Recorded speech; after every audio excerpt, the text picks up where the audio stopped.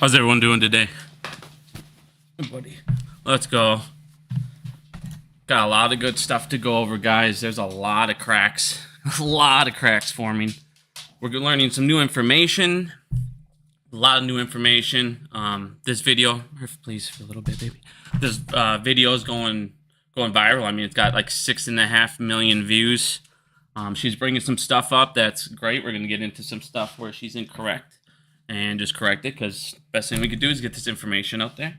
But how's everyone doing today? Starting to see Citadel getting messed up a little bit here. This is great to see as well. Some of their pod shops are blowing up, and they've been talking about this for a couple of years. At Citadel himself, Ken Griffin, as we'll get into, admitted years ago that these pod shops could have, a major blow-ups, 10%, 15% of equity, like big deals. So the pod shop, seeing cracks in these pod shops is great. Not only is that great because the people who invest in the pod shops, guess who it is? Banks. So you are seeing banks take hits. You're seeing market makers take hits on the same trades together. I love it. I absolutely fucking love it. We're seeing a lot of good stuff here on the back end. So I know a lot of people, here's the thing. Right now, until they can print more money or do some type of justification to do that, they're down to extending and pretending. They're down to playing make-believe. They're running out of options. But today, I did learn something 2 days ago from Bloomberg, and it blows it absolutely blows my mind. And the fact that these exist, there's zero, not that there wasn't before, but there's absolutely zero integrity in the market. That all this shit is worse than we thought. Like, there's a dark pool inside of a dark pool, guys. There's a dark pool that's inside of a dark pool that the volume isn't recorded. We'll get into that in a little bit. We're gonna watch. Oh man, did I just close that? Hold on.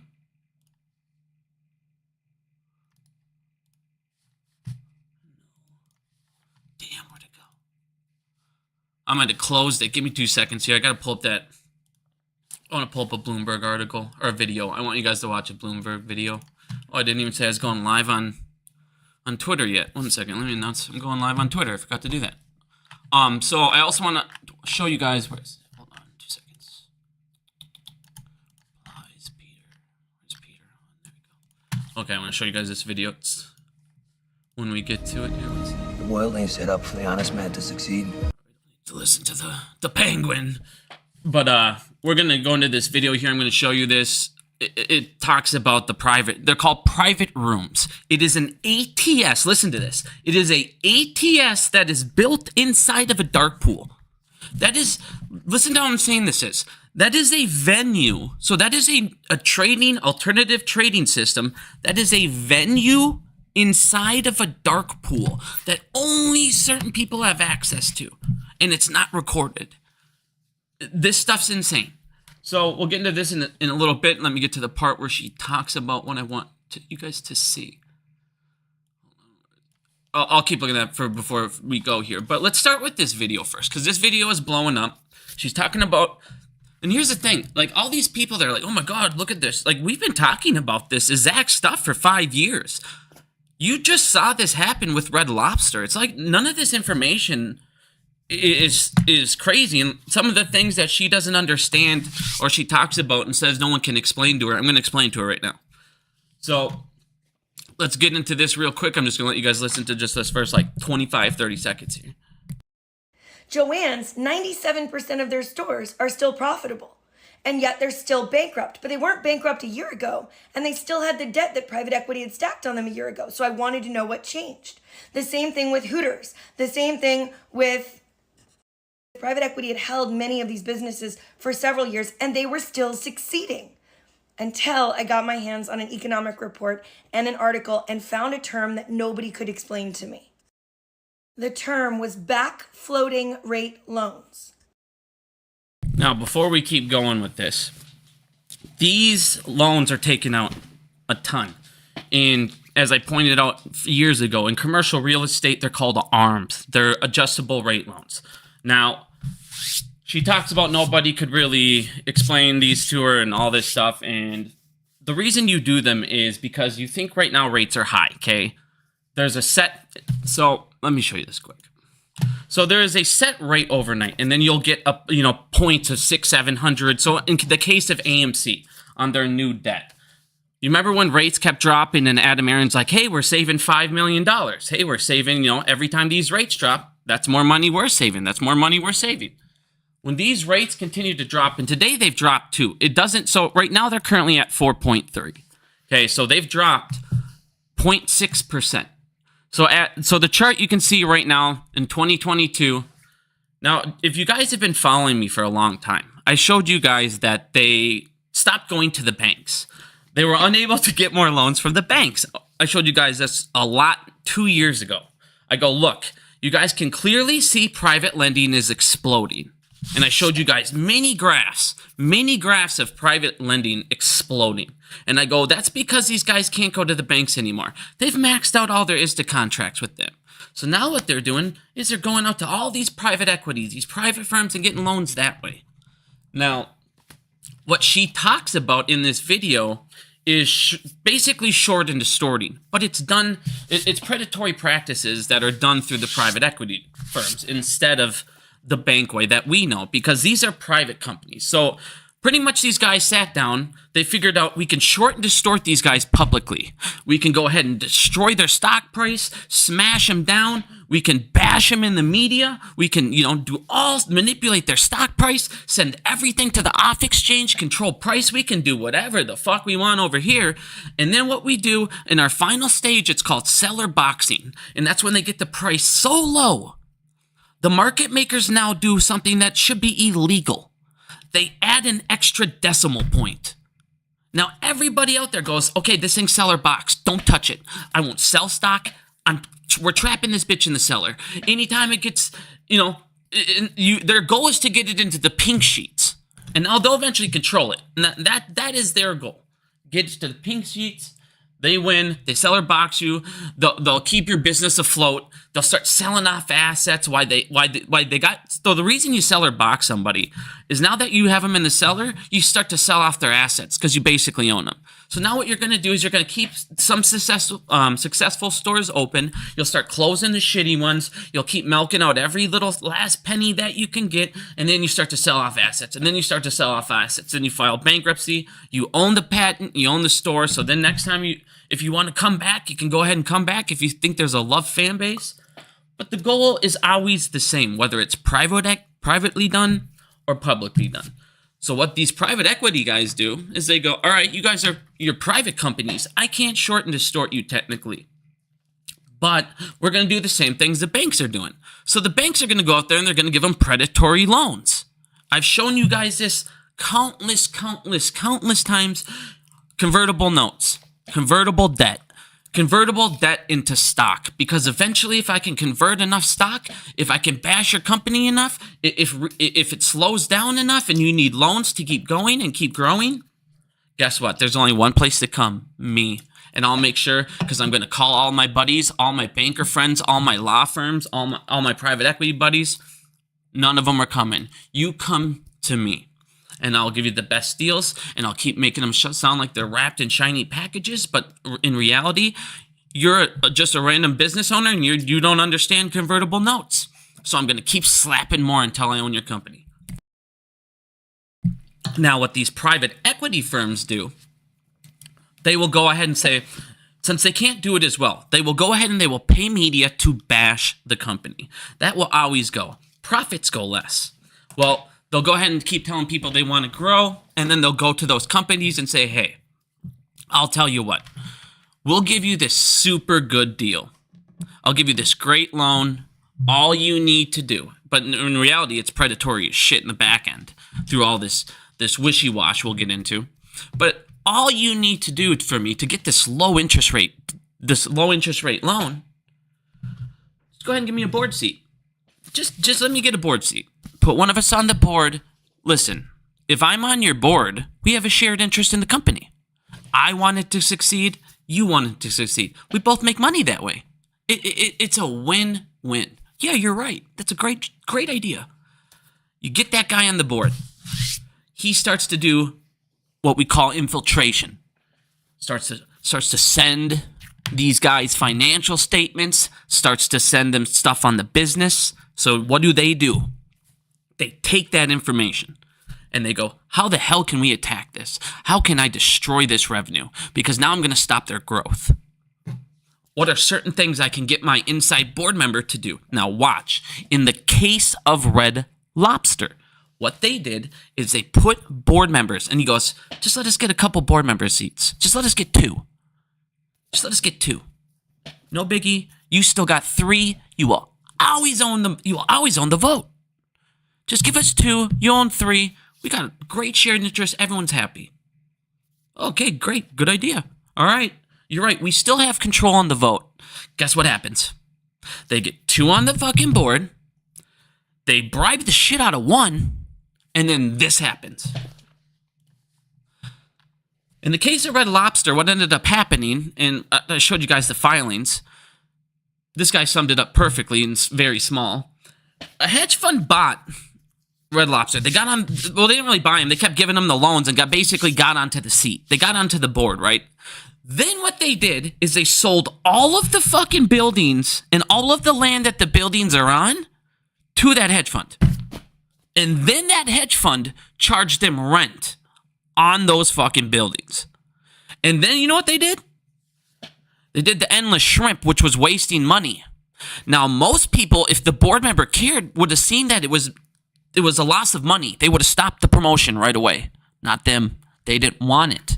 They wanted to lose money. They wanted to lose money, and they wanted to jack up the rent on them as well. So they're doing the endless shrimp, and they just kept it fucking going. Ooh, keep it going. Burn those fucking profits, and we'll take it. And that's exactly what happened. That is what private equity does. What they do is, it is so nasty, it is ridiculous. And that is how they take over companies. It is not, they do it in a short and distort way, but it always comes down to, guess what? They got on the board. They got on the board. They sold it to, and then once one private equity firm gets it, it's a fucking juggling contest. They will just pass the fucker around and around and around. And then they package all these loans up like we went over before. And then they sell them to your pensions, and then they sell them to all these things because they go over and do what we've talked about forever. They go and pay a rating agency. I have exposed these rating agencies with SMCI forever. They literally, their auditor quit. And then another one came and said, I literally can't verify their numbers, but we'll sign off because if I don't, someone else will. It's 2008 all over again. Then they just repackage it and repackage it. So this is nothing new. Now she goes, in this video, all of a sudden, private equity is exploded to $3 trillion. Yeah, because they couldn't go to banks, as I showed you guys. I've shown you it has exploded that high. They had nowhere else to turn to. But here's the problem. You went to predatory lending over there, and you went to predatory lending over at the banks. The banks are to the point where they've done it to so many fucking people, they're extending and pretending loans. They're pretending people are making payments so they don't explode in default. These private equities, great, they're going to have all this shit out and all this stuff out. But guess what? All these people are going to go bankrupt. Now, in this video, she talks about what's happened in the last 3 years that's so crazy. It's not the type of loans. These loans have been going on forever. And if you look now, the rate has dropped. So if you continue this chart, watch. That means the chart went like this. And it stopped right about there. So they're paying way less for their loans now than ever. What is the difference in the last 3 years? Retail is broke. Macy's numbers have fallen. Retail's numbers in every single company are dropping. Drastically. And that's when private equity starts licking their lips. Oh, you guys need a loan? Oh, you guys need growth. Hey, you guys might need to keep up with inventory. And that's when they step right on in. But when she says in this video, these companies are profitable, I want you guys to understand something. If I'm profitable, that means all expenses, including loans. So the way that she's describing the takeover is incorrect. That's all I'm trying to get at. If I'm a profitable company, that means I paid that loan already. I paid the loan, the interest on it. It was already expended for. And I still made money.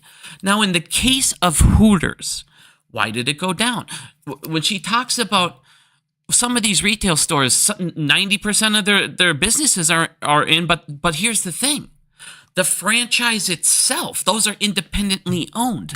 The franchise itself collects fees, collects this, and they have their own expenses. And if the franchise itself is out there expending, doing this and paying this and doing that, you see that a lot in fast food chains. They'll have a private owner, and then they'll have the big brand name. Well, if the big brand name suddenly goes bankrupt, the private owners get fucked too. The thing is if Hooters, the company itself, has all these expenses, and it only took 10% of their chains failing for that fee that's supposed to be coming in, that they collect, that's their major part of their revenue. If 10% of their stores are suddenly failing that weren't before, and that they're not, that's the difference. You don't know how much money these private companies are sitting on. Let's say Hooters, like I said, the company was only, sitting on 50 million cash, and all of a sudden 10%, and they can burn through that stuff. There's irresponsible CEOs everywhere. I don't know what the CEO was doing over there. Obviously wasn't saving his money, right? Or what ends up happening is it ends up becoming a board decision. So what ends up happening with Hooters is they made less money. They're making less money. They're making less on the fees. They got enough people on the board. And that's when they go, it's time to strike. Let's bribe that third guy. Let's get him on our side. And we can file for Chapter 11 whenever the fuck I want. We are the private board. We own the company. I can do whatever I want. And the second I get control, that's all I need. So what's happened, what's different in the last 3 years, because think about it. She says that they're dying off now, but rates have dropped. They plateaued out, and then they dropped. So those loans have actually gone down. So the only thing that makes sense is, profits are down. And like I said, I have been posting about retail's profits on all of these stores for the last 3 years. Like, dude, they have been plummeting. Look at, again, I told everybody, look at Macy's right after, look at Macy's stuff, and, January 1st, 2nd. Guess what? Macy's has nothing but bad news. Nobody has money to spend on this shit. They're praying for Black Friday numbers. They didn't come. They were praying for Christmas. Guess what? Everybody got one present this year. When you milk retail, I've gone over this forever. If you kill your middle class, you kill your rich. You kill all their companies, because all of these guys aren't rich. They just own these rich-ass companies that are raking in such profits and have such massive, over-evaluated bullshit stock prices. They can take out loans. They live off the loans, and they never pay income taxes because they just live off shares. Hey, I got shares, let me sell. No, you realize why they sell shares for taxes? So they can pay less. Like I said, the entire United States is a Ponzi scheme created to funnel from middle class, lower class to rich. That's it. That's all it is. Everyone thinks Trump was going to come in. I thought for a second, Trump was talking about all the right things, and then nothing happened. It's what happens every time. They understand some things that they need to talk about. The tenure needs to go down. I mean, I've been crying wolf about that forever. If you want everyone, the way that they manipulated you, they made you believe if the Federal Reserve drop rates, houses will come down. No, they won't. They don't. Powell himself, it came out his own mouth. We don't control the housing market. Thank you. Thank you for finally admitting what they've taught everybody in school was wrong. The federal dropping rates doesn't do a fucking thing other than help companies. It helps companies and the loans and all the stuff that they have to pay. Basically all it does. And then it helps banks because now banks don't have to pay you as much interest in your bank deposits. That's what it does. So why they sit there and they make people believe, this is good for you, and people celebrate interest rate drops by the feds. In reality, they're just paying you less and giving corporations fucking breaks. That's all they're doing. And they got people convinced to celebrate that. It's not a good thing. It's fucking bad. It does not help you. The only thing that will help, the only thing that helps your credit loan, or I'm sorry, your auto loans, your housing loans, your personal loan rates, all of that stuff, is the 10-year. It will always reflect off the 10-year. And the thing that affects the 10-year is your government spending, their debt, and their deficit.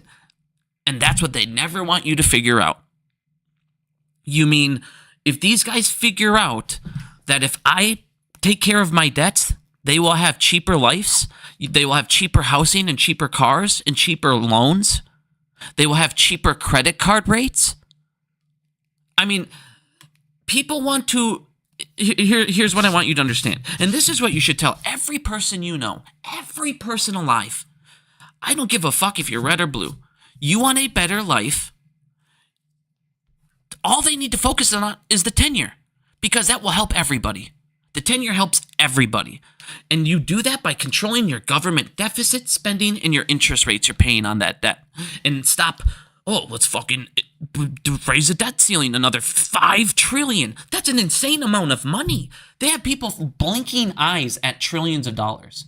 $1 trillion is an insane amount of money. It's something that shouldn't even be fathomable. It shouldn't even be possible. But here we are, spending it like it's millions, and no one seems to bat an eye at it. It is mind-blowing. People wonder... I have been preaching about gold for 5 years. Guys, I told you 4 or 5 years ago. I promise you, right now at $1,700, I even said promise at that time, you will never see gold this cheap again. Ever. And guess what? Government debt at that time, when I promised everyone, it was at $36 trillion. Today, government debt is at $100 trillion. Fiat currencies are at $100 trillion in debt. How do you fix that? You don't. So guess what's going to keep happening? Gold will keep going up. You will see 3,500 gold very soon. Very soon. I think you're going to see it within the next 7 to 8 months, to be honest with you. And silver's just going to keep going. And the problem is all these banks are short precious metals. And then they lie about what they have in their vaults. And they fill it with bags of rocks like JP Morgan. Because they don't have it. So I tell you guys, physical gold, physical silver, all day long. You worry about a crash, you worry about inflation, you worry about any of this crap, there you go. That will always be your safe haven. You should have a percentage over there, not financial advice. And other, obviously there's plenty of, I'm not going to, tell you all the other ways. There's plenty of ways you can go ahead. Like I said, if you have your money sitting in a bank, you're losing money. You're losing money to inflation, and you're giving banks the opportunity to rehypothecate, even if you give them $100, that's $1,000 they can turn into through rehypothecation. Remember, they could turn it into 100 times. So, again, 5,000-6,000 people give them $100 to turn to 1,000. They can go ahead and now take that and put it on some outrageous fucking debt or gamble that they can manipulate and turn into $1 million in 5 seconds. So when people sit there and go, I shouldn't leave these ISDA banks, I only have a couple $100. Great, well, they have a couple thousand. And then they have a couple thousand more and more and more and more and more times 1 million people. And guess what? They have $50 million, 12, 13, 14, $15 million. But for them, you put $15 million on an overnight index wager, on an OTD, I mean, good grief, the payoff that they're going to make off that. They're going to turn that in one night. They're going to turn that 15 million into 23 million, and then they're going to give you your 15 million back. Like I said, the amount of manipulation a bank can do with $100 will blow your fucking mind. It will blow your mind. So, why I love seeing this video. I love seeing people bring all this up, and she's correct about a lot of things. I'm not saying she's incorrect about a lot of this video. She is correct on a lot of this video. It's just the practice that she's incorrect on. It's the fact that she thinks that these loans are what's causing it. It's not the loans. It is not the loans. Like I just showed you, the loans have gone down. The loans have done nothing but have gone down. Their payments are going down. What is the difference? Retail has been broke. Retail has stopped buying.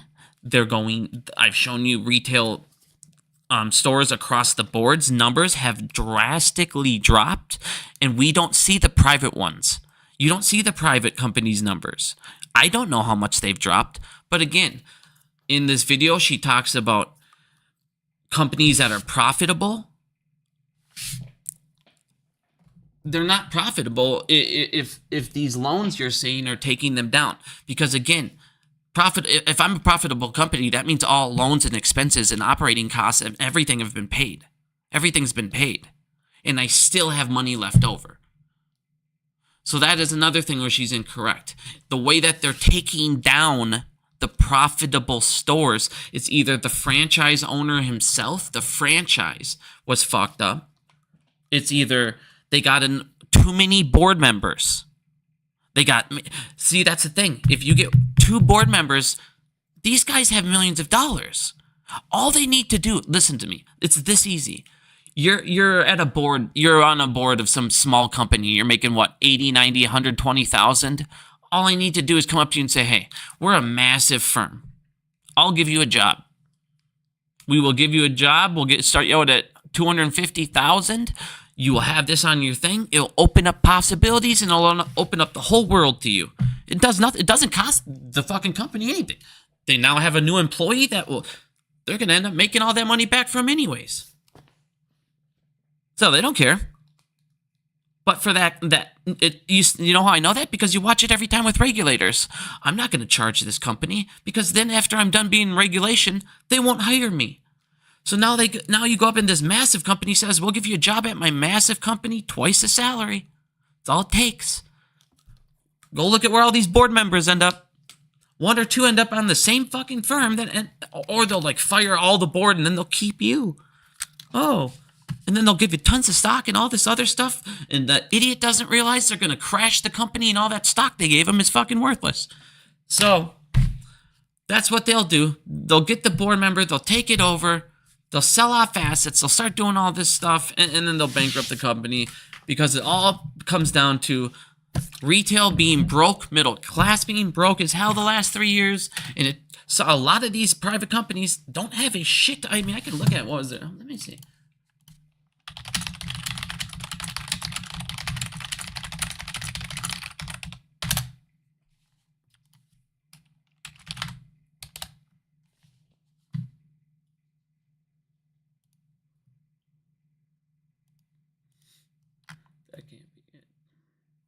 See, and here's the thing.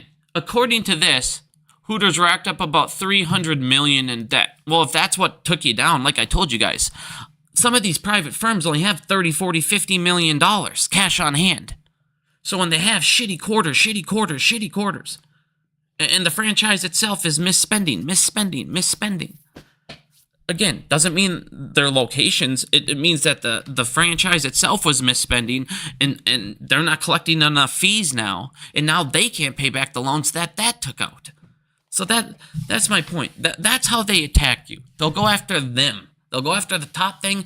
Like I said before, you cut the head off the snake, and the body collapses. I've told you guys that forever. You want to win? Kill the banks. Cut the bank's head off. Pull all your money out of the banks. Do bank runs. The government, everybody's told you over and over, bank run, if we get a bank run, we're fucked. If we get bank runs, we're fucked. The FDIC is broke. They have admitted to you. I have shown you for 5 years. Bank runs, everybody, we need to revolt. We need to go down marching. No, you don't. You need to just pull your money out of the banks that are in ISDA. That's it. That's all you gotta do. If you want to win, every person you know, take your money out of JP Morgan. You'll win. I promise you. I promise everything will collapse. If JP Morgan had a massive bank run and they couldn't bail them out, JP Morgan would collapse the entire financial system. Look at their derivatives if you don't believe me. Do you think JP Morgan can cover $56 trillion in derivatives if you guys take their money away? I don't know where they're going to get that kind of dough, but... And then guess what that does? Collapses. Oh, that's right. Biggums, you've showed me this for 5 years. JP Morgan Chase backs more hedge funds than any bank in the world. So if JP Morgan Chase collapses, It's a lot of stuff collapsing. That's my point. How do you think that JP Morgan Chase, how do you think you collapse these hedge funds? I've told you how to get a MOASS. If everybody pulls out of JP Morgan Chase, they have 3,000 hedge funds they back. 3,000 hedge funds they back. What would happen? They would margin call all 3,000 of those hedge funds. And what's a MOASS? A MOASS is multiple hedge funds going down. I've literally gave everybody blames me on stuff I've laid out the blueprint from day one on how to win this, how to destroy everything. You take down JP Morgan Chase and the 3,000 hedge funds that they're backing are gone. That's how you do it. You take down 3,000 at once.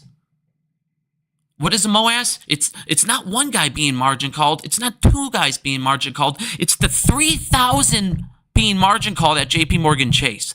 That is your MOASS. I've said it for 5 years. That's how you get there. Anyone you know in a chase, get them the fuck out of it. If you have a loan and you can afford it and it's cheaper and you can save money, get off your ass and go fucking refinance with someone else.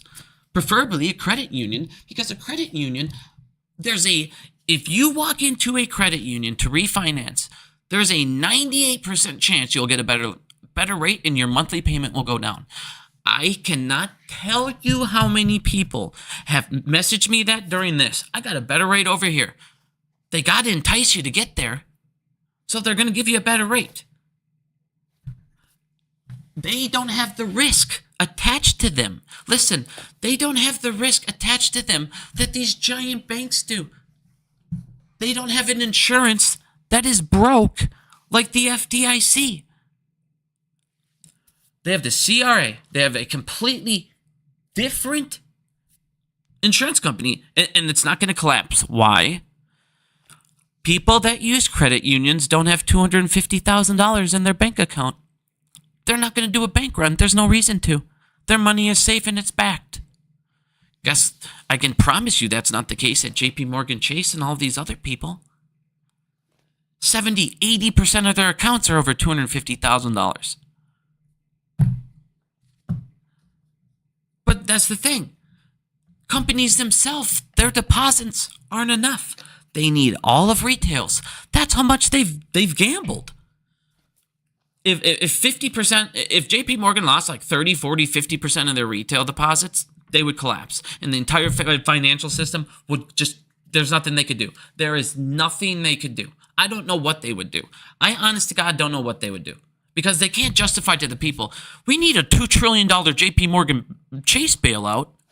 What are you going, how are you going to justify the 17 fucking, their national value is like 56 million, but they have trillions in values without they have like they have like $2 trillion less in assets than they have in total value of derivatives. So what the hell are they going to do? How can you come up to the American people and say, we need a $2 trillion JP Morgan Chase bailout? $2 trillion, because they bet you guys thought 2008 was fucking bad. Could you imagine if they came out and said we need a $2 trillion JP Morgan Chase bailout? Like I said, guys, it's always been there. People have been how would we have won this and been in such a better place? You should have said yes the second time you asked for shares. You fixed the balance sheet. I said that day one. You fixed the balance sheet, AMC, it doesn't matter. That you kill the short thesis, you kill their entire play. It doesn't matter about the dilution. Why doesn't it matter about the dilution at the time?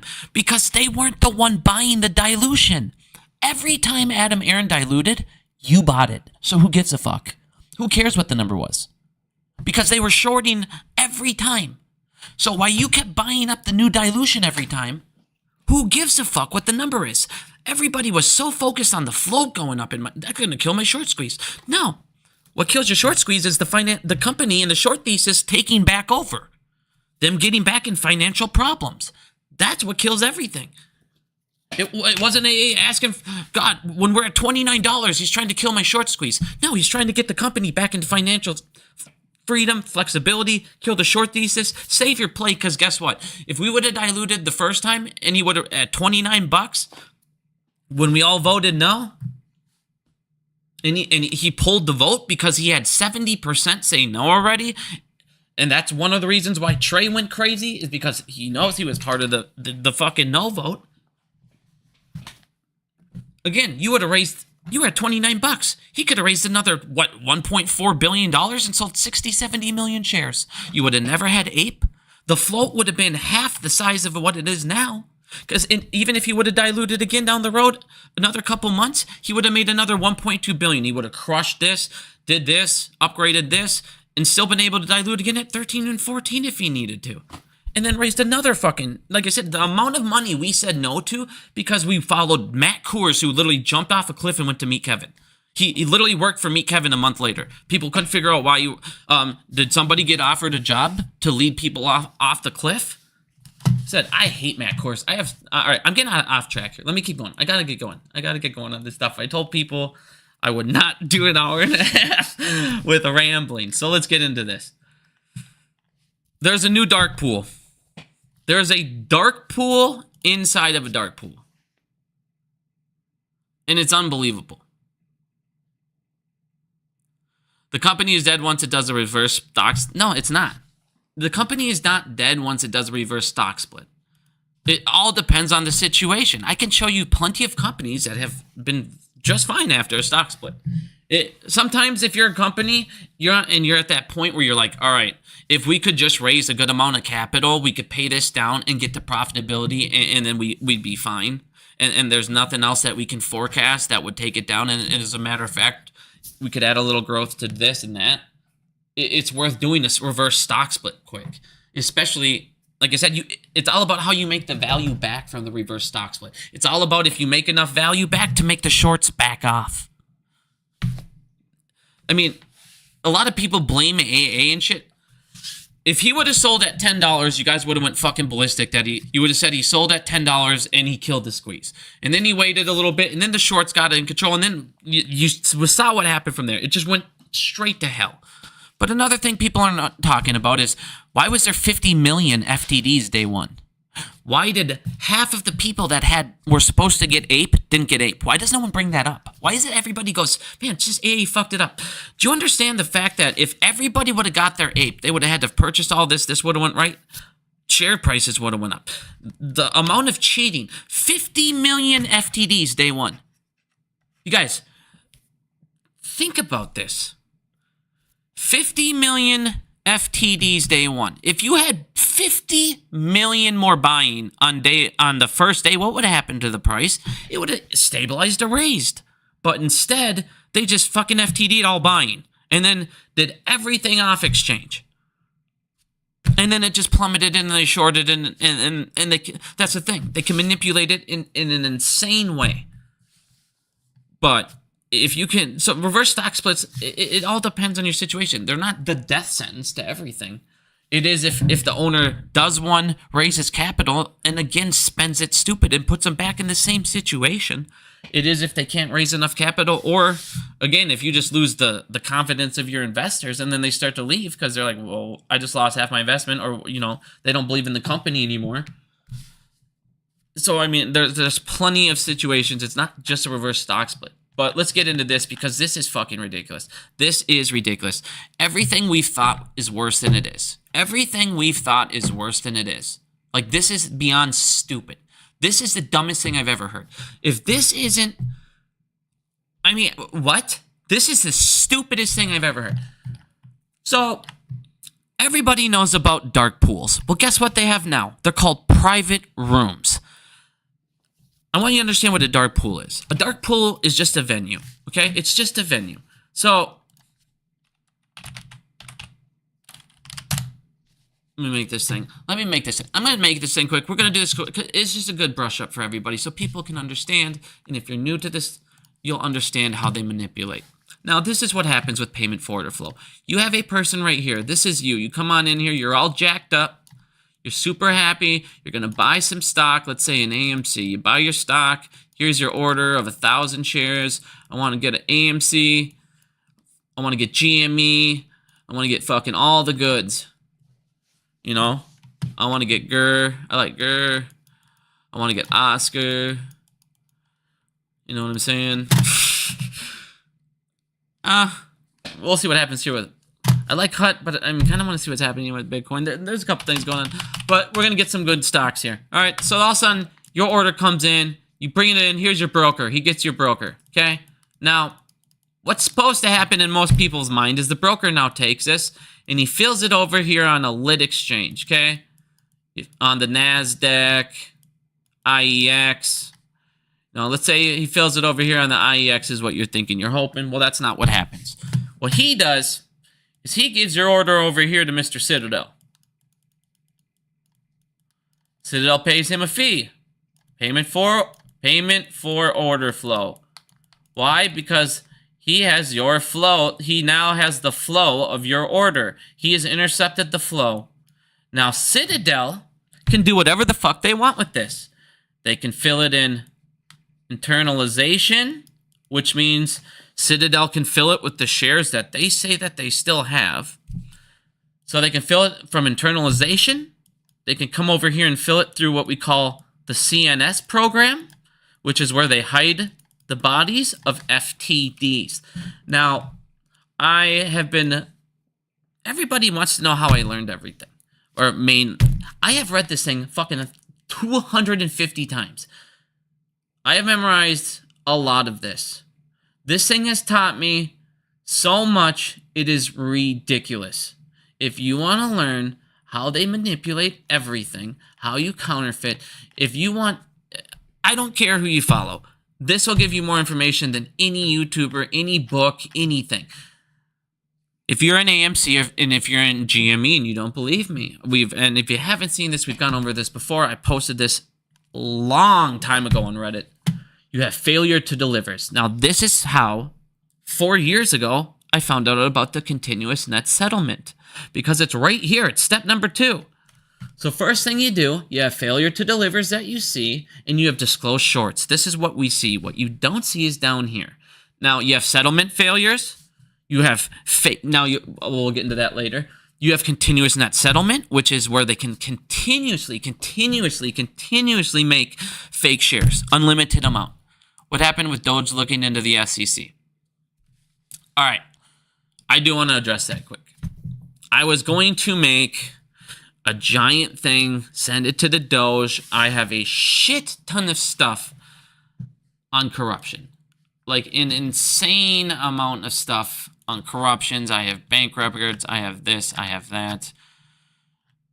I have everything we've looked at. I have filings. I mean, you can go down the list. I mean, the amount of stuff on my hard drive over here is beyond stupid. So I was going to send this, corruption in the SEC from like 12 years ago all the way to today. Hester Pierce. I mean, I have profiles on everything you could think of, dude. Trust me, I have something to where, like, if I ever became head of something and I could actually make a change, I would take my own fucking hard drive and I would arrest everyone on it. Like that. I have a lot of stupid stuff. The amount of criminality and stuff, documented criminality on here is ridiculous. So I was going to send that to the Doge and the SEC and be like, why can't you guys figure this out? Because I can. And they're admitting it in here's their filings. Here is their own 10Ks admitting to fraud. I mean, I've shown countless companies admitting to fraud. So if we can do it, why the fuck can't you? I was going to send it to them, but then I realized, and I read what they're looking into. Do you want to know what they're looking into? They want like government employees to tell them wasteful things. That's it. That's all they want. What is on what are expenses at the SECs we can cut? That's why they threw a giant parade when they cut the $400,000 for like, what was it? What interns? The interns. You remember they were all like, "Oh my God, we saved $400,000 on interns. We're the greatest thing ever." Who cares? Who cares? Those interns were probably already paid. So you cut the remaining funding of what, $20,000? Who cares? But that's the thing. I used to believe a lot. This is the first time in history I ever and I'll admit it. This is the first time in history I ever thought, for a brief moment, for a brief moment. Now, I'm not saying, trust me, the right side still won. Because if Kamala would have won, it would have been worse. I promise you. It would have been retarded. But I sat here and thought, like, for a second, they got me on their side for 1 second. Like, I believed Elon gave a fuck. But he doesn't. He doesn't. The second I showed him them not collecting on $10 billion in fines, the SEC writing off $10 billion in fines, all this other stuff. Who cares about what waste you have if you can collect the $10 billion that's owed to you? Do you care about waste? No, because that $10 billion more than would have covered all this stuff. When they're sitting here spending money, going after these guys, and all these guys do is say no. What bigger waste is it to chase down $10 billion in fines of companies that won't pay it? All right, if they're not going to pay their fines, guess what you should do? Throw them in fucking federal prison for the rest of their life without a key. You manipulated billions of dollars. You now have a $1 billion crime on your hand that you charged them and penalized them that they just said no to the penalty. Okay, then you get to go to federal prison like me or you would. Could you imagine if you got fined or you got charged and you just said no? And then the police said, okay, we're going to write off your ticket. Don't worry about it. Would that happen to you? No. They would come at you and charge you 4 times as much and then throw you in jail. But these guys can write, look. It's not like I'm making it up.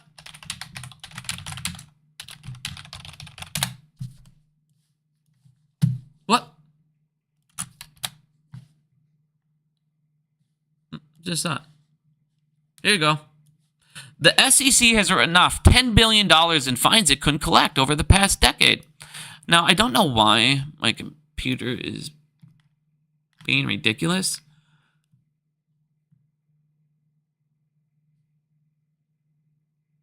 Okay. Trying to think. Man, here it is.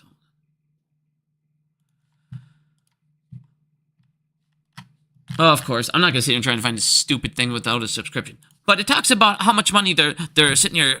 They literally are bringing these guys to court and they're not even showing up and they just say no. Or they just close down the shell company, or they just move out of the country for like a little bit, for like a year, and then they operate, the CEO will operate over fucking seas for 1 year, and then the SEC just gives up. So then he comes back after a year, and guess what? They already gave up. They just wrote it off. So basically, it's like, all right, commit your crimes, and if you get caught in November, December, October, just go away for a couple months. And at the end of the year, if they can't collect it, they're just going to fucking write it off. They just write it off. Oh, tax write-off. Oh, we couldn't write it. Let's just write it off. And then the guy comes back. So I can commit fraud. I can commit all these illegal things. And at worst, I might need to go live in another country. And it's not like they're not living luxurious over there. I just committed fraud. I just made millions of dollars. And then I got to take it overseas. I'm over there living like a king. So I got to go live like a king for 8 months and then come back? Oh, no. Could you imagine if you broke the law and all you had to do was just go overseas for 8 months and come back and you're good to go? Go overseas for 4 months and you're good to go? People would be robbing banks and stuff like no tomorrow. And that's what's happening in the stock exchange. They're robbing everything. And then when they get caught, they just say fucking no. No, I'm good. It's a joke. It's just this. And then they sign acceptance waivers and consents so they can't go to fucking prison. Could you imagine if you signed something and it said, all right, well, you signed it. We can't press charges on you anymore. And in return, because you don't admit guilt. You won't, in an acceptance waiver and consent, you don't admit guilt. But it says they can't charge you anymore. So if you don't pay the fine, you didn't admit to committing a crime and they can't charge you because it's double jeopardy. They already charged you with this stupid fine. And there's no rule that says if you don't pay a fine, it goes higher. All that happens is the SEC can kick you out of the stock market. When is the last time you've seen the SEC kick anybody out of the stock market? They don't give a fuck. No, instead they just write it off. What? Why? Oh, because the DTCC, all the regulators, work at the bank and work at Citadel and work at Virtue. Why in the hell would a regulator care? They look over and they're finding their own business. And if their own business says no, they're not going to press them. Why are they going to press them? They work there. They're not going to press them. And say, okay, well, here's what I'm going to have you do. I'm going to have you go overseas for 8 months, and then I'm going to write your shit off. Is that cool, boss? Oh, don't worry. Like, use it. Here's what you can do, sir. Just go ahead, Mr. CEO, and put it on as a company expense.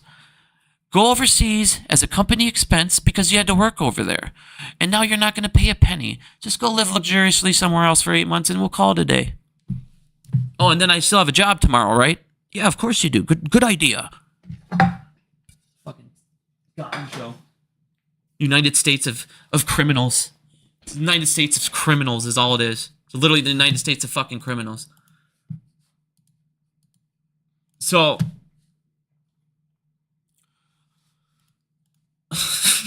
I got out of control here. So again, back to these dark pools, man.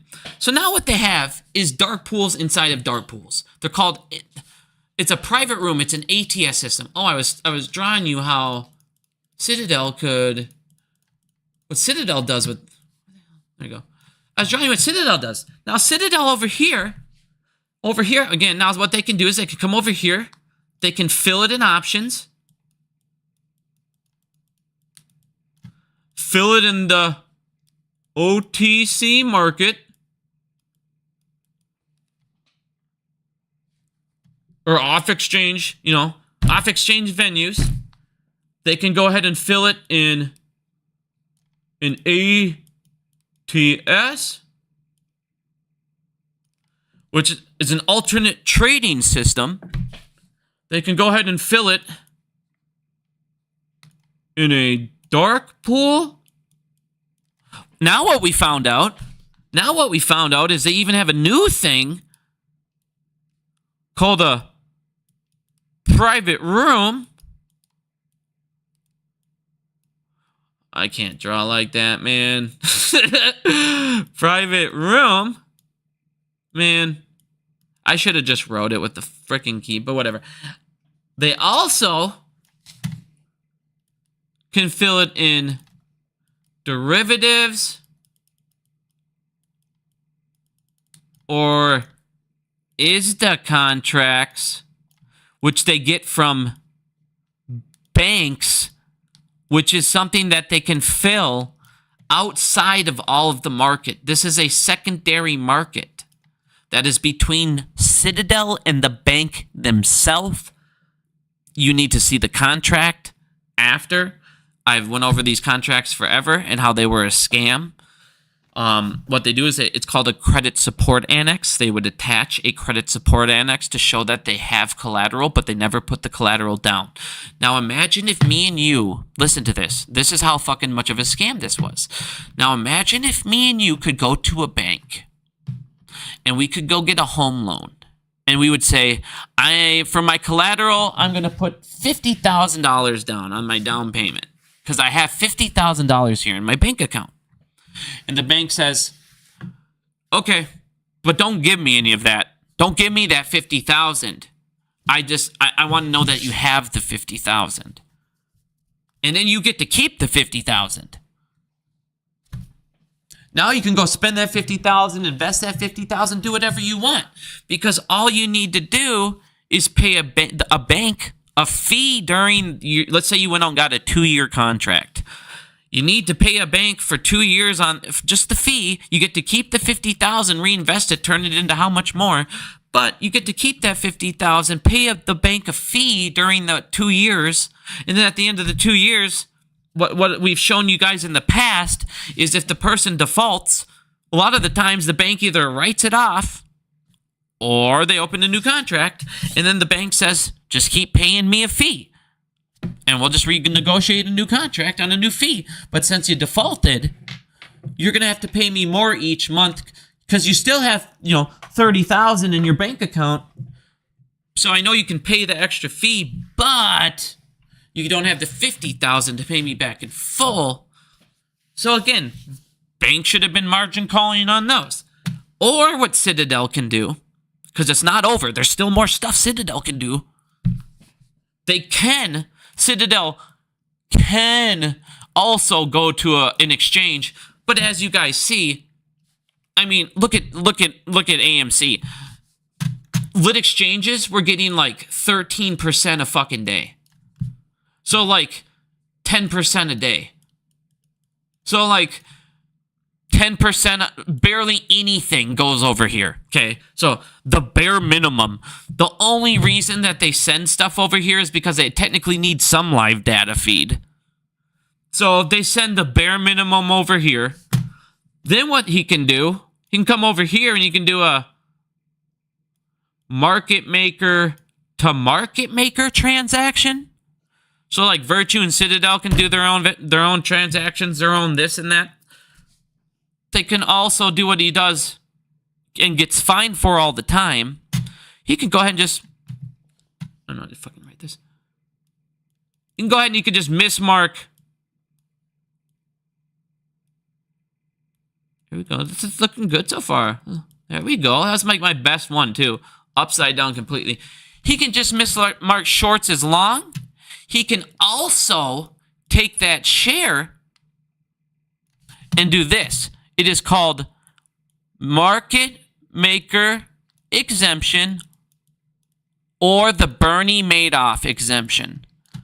And it is called rule, this is important, remember this, 203B, section 1 and 2.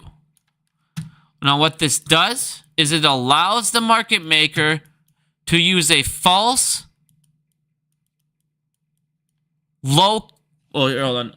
false temporary locate. Okay? So, another thing that market maker can do is file it for an exemption on Rule 203, Section 1, Section 2, fill before locate, and they can go ahead and use a false temporary locate, and that is when you hear Doug go, "We're creating so much liquidity. I'm a piece of shit, and I steal from ironworkers $400 million, while Vincent Viola destroys my company because I'm a little bottom." Now, while he's sitting there talking about the fake liquidity that they make, it's called Rule 203, Bernie Madoff exemption, or the market maker exemption, and it allows them to create a false temporary locate to fill an order before they actually locate a share. So Citadel now takes your share, and they have 1, 2, 3, 4, 5, 6, 7, 8, 9, 10, 11, 12, 13, 14. I have shown people 14 different ways to fill that order. So they will sit here and they will take your order and they'll hold on to it.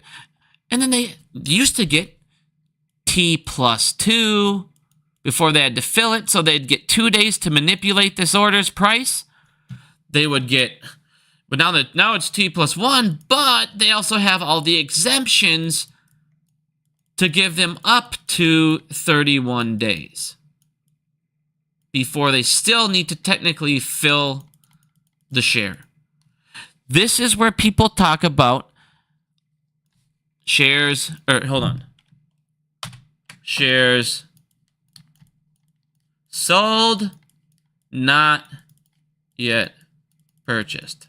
What those are, so don't say that to Doug. When you talk to fucking Doug's piece of shit ass, make sure you let them know they're called the Bernie Madoff exemption and the fill before locate. You still have to technically buy those back, you piece of trash. But they, like I said, I borrow $50 million and I can make, borrow $5 billion, $50 billion, and I can make $1 billion a quarter.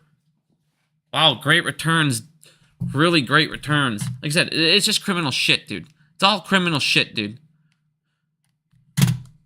But this is what Citadel's doing. Oh, I forgot. There's a 15th venue. And we're gonna get into these today. How did I forget this as I was going to talk about these? The 15th venue is called, well, we'll get into that later. They can fill them with their pod shops. It's their pod shops. It's like a mini... We'll get into that in a second. It's like a mini fucking hedge fund. They're called their pod shops. So it's a mini hedge fund. This is why Citadel just lost a lot of money. And dude, Ken Griffin talked about these. I talked about these maybe 4 years ago when we looked up these. And Ken Griffin in 2023 talked about how these things could blow up and really hurt Citadel. I should bring up his quote. Wait, I do bring up his quote. We'll get into that in a second. Here, all right, so we're done with this now. Let's get back into what we're talking about. So, these things now, though, are unbelievable. So, Citadel, like I said, they can fill these big orders in dark pools. And the reason you do that is it doesn't affect the price. And it'll break it down. And it's supposed to prevent predatory selling. Okay?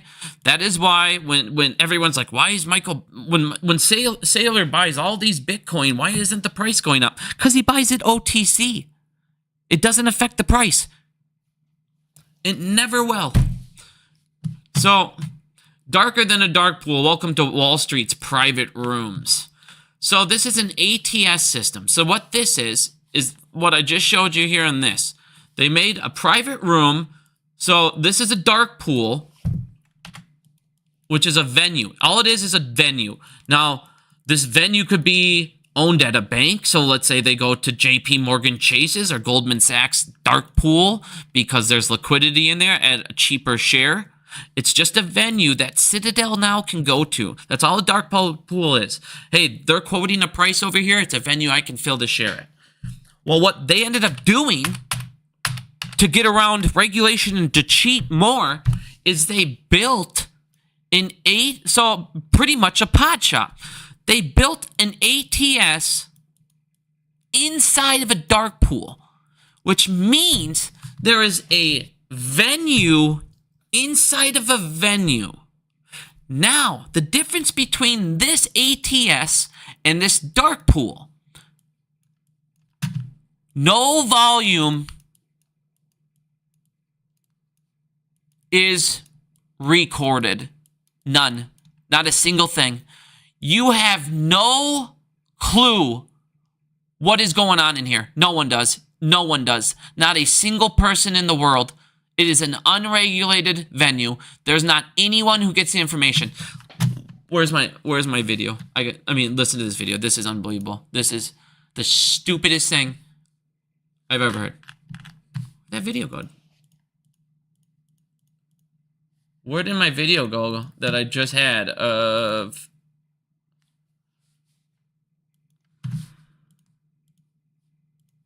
Here it is. All right, listen to this.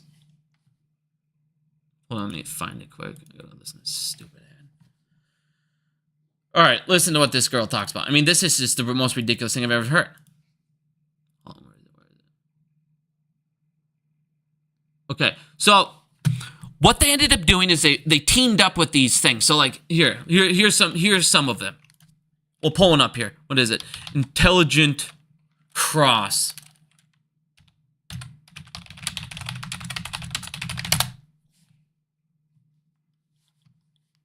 Wait. All right, so like, here you go. Intelligent Cross is a leading U.S. equity trading venue that uses AI to optimize price discovery. So they made these new ones with it, you know. They build algos they have AI algos in these ones. These are the ultimate optimal experience. You get AI and everything else, best everything. Well, they're also not tracked. Like the volume in a dark pool and like dark pool data. So here, like,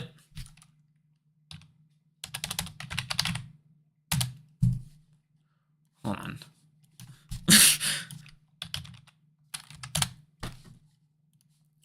All right, hold on. Let me log in.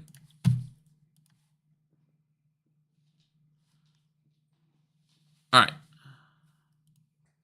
Care about this crap? Go to the thing. So if you go down here, if you pay for it, Like, I can see darkpool feed right now. I'm looking at darkpool feed right now. I can see live darkpool feed. That data is out there. It's not public, but it is public because, you know, you can pay for it. You can get it. It's out there. I can see it. I can see it as it's happening. You know, obviously there's plenty of other things, but you can see the dark pool percentage. You see it. That's how they can show you the exchange percentages, all that. You can end up seeing dark pool data. You can't see these things. They're hidden. They're not tracked. There's only certain people that have access to these. Okay? So maybe 10, 15 clients have access to these things, but these 10, 15 clients have the ultimate speed. They have the ultimate,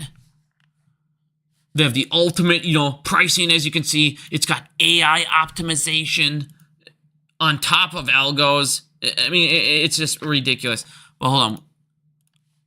I forgot why I'm going on. No, let me, another one's Blue Ocean.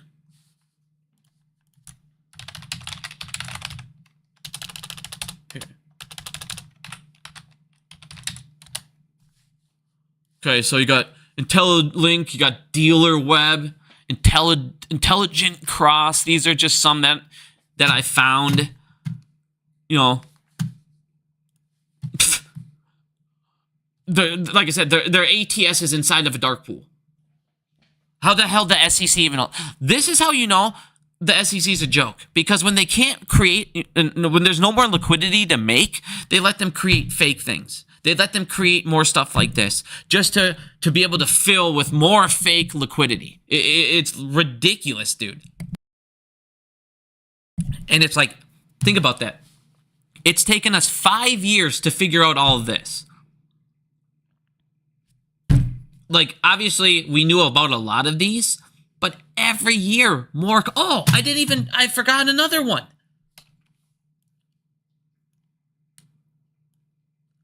They can fill them. Whoop, that was the worst square I've ever seen in my entire life. The mouse got away from me. The one I used to always talk about. I hate drawing upside down. It's not easy. Family offices. They can go ahead and go to a family office and get a locate. Okay, that E was horrendous. It's hard to do an E. There we go. Upside, there we go. Family office. So there's 16 ways that they can fill them. 16! How the hell do they manipulate it? There's 16 different ways that they can fill your order, and there shouldn't be. And it's destroying everything. It's destroying everything. It's literally I mean, anybody who pays attention, like, here, like, if you're watching charts, you're watching bid-ask spreads, look at the gap, you guys. Look at the gap because of dark trading. Look at the gap between bid and ask. Do you guys notice? Have you guys not noticed in the last years, everyone who does trading, you know, look at the spread. It's widening drastically. And it's every stock. That one's not too bad. 10 cents. I mean, I guess. But normally these are a lot. Like I said, the bid ask is usually a lot. It's always a cent or two.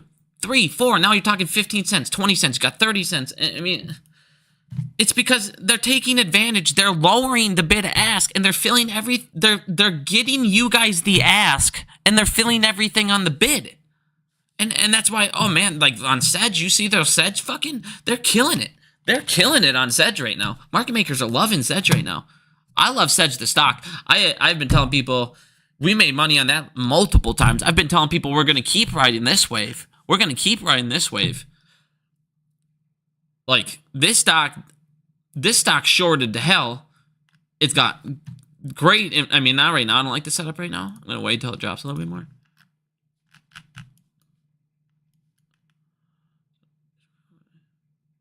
Well, check it out here. I'd probably wait on that day. But the bid-ask spread's just widening everywhere. If you guys remember Dave Lauer was complaining about bid-ask spreads widening like crazy the last year and a half. That's one of the major things he's been talking about. The second they said that more volume is going off exchange than on exchange, what do you think is going to start happening? Quotes are going to get messed up all over the place. And that's, I mean, like I said, who knows what they're even quoting these people in these off exchanges? It's going to be even less. So, like I said, it's just a gong show right now. But yeah, they now have ATSs inside of ATSs. Private rooms are growing. Talking about private rooms are growing. Oh, damn, I should have just looked at this. There's a whole bunch more here. There's a Telcross. These were the three main ones that I read about. Liquidnet. So there's a Liquidnet. There's a Co. So these things are starting to rise. But this isn't what I was going to want. I wanted to. Talks about the advantages of the private rooms. Yeah, we know. Give a fuck. Here it is. Here it is, right here. Here it is, right here. Listen to this. Mute my mic for a second. So these dark pools, they do report their trading, their execution quality, and the volumes are very, very public. However, the volumes within a private room specifically are not broken out. So then that brings up questions of, if you just broke out those specific, even by percentage, how much is happening within this private room? How many private rooms exist within these dark pools? These are a lot of questions that got brought up in talking to a lot of the market participants. Even those that use them are saying, you know what, some transparency about that wouldn't hurt. It might even help, because if you think about the access to liquidity on a dark pool, you might only get 70% rather than the 100% that you're expected to be playing around with and to access. Let's double. So not only do these private rooms, as you heard it, they don't record it. They do not record the volume.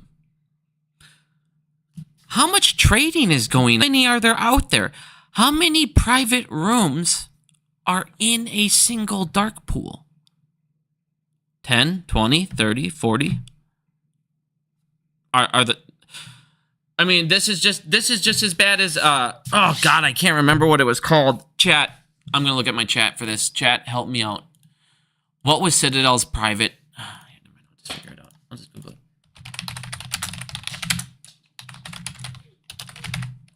Maybe we'll go back on in a little bit. Goddamn. Remember everybody? They were using Treasury Market to do. God, what the heck? Citadel has their own private ATS system. I can't remember. I can't find it. Everybody. All right, chat will know it. I know somebody in the chat will know it. We've been bringing it up for a while in GameStop. They were filling all those orders in that private system. All right, where the heck? There it is. Sorry, I have too many tabs open.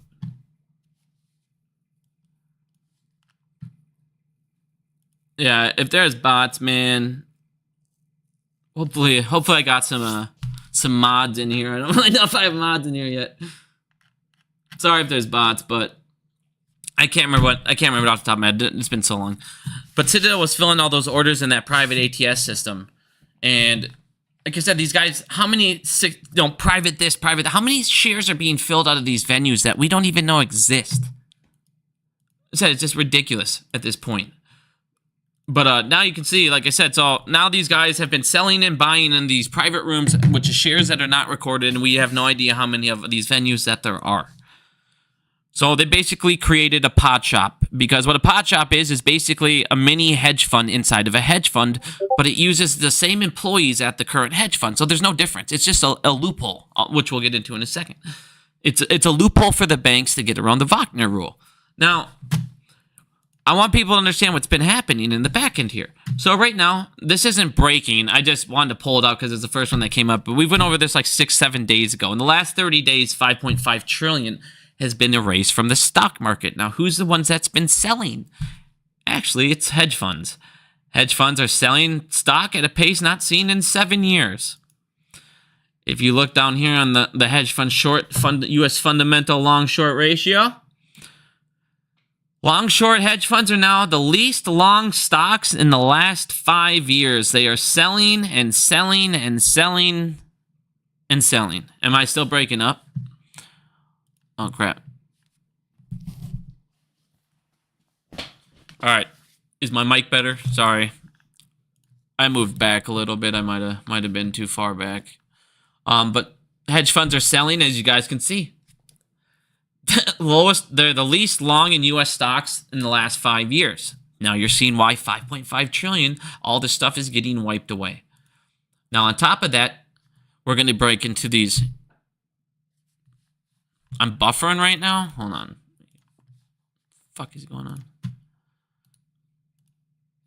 We closed down Steam.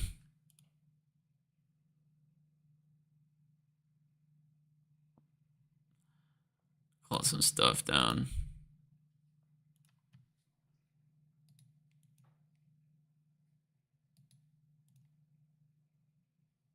All right, are we better? Can everyone hear me now? Am I still buffering hard? It shows I'm going good on my. It shows I'm going good on mine.